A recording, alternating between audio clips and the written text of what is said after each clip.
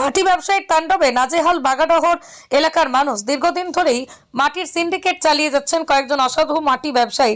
এমনই মাটির সিন্ডিকেট চলছে বাগডহর সবজি ক্ষেতের জমিতে। শুকনার মৌসুম আসলে তাদের যন্ত্রণা সহ্য করতে হয় এলাকার মানুষের।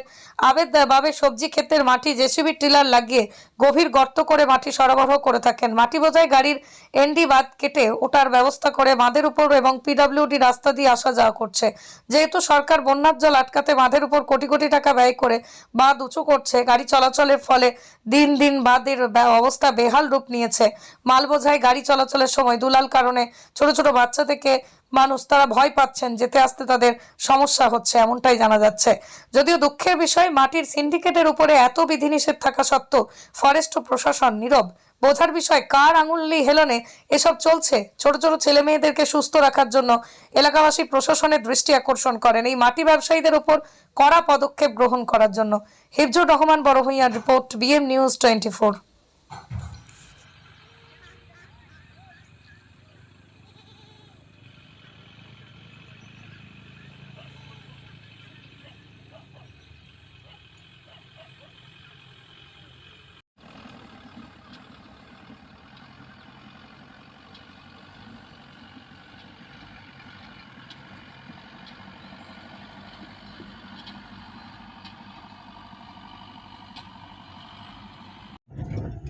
Tabii canım. Bakanlar laf ediyor.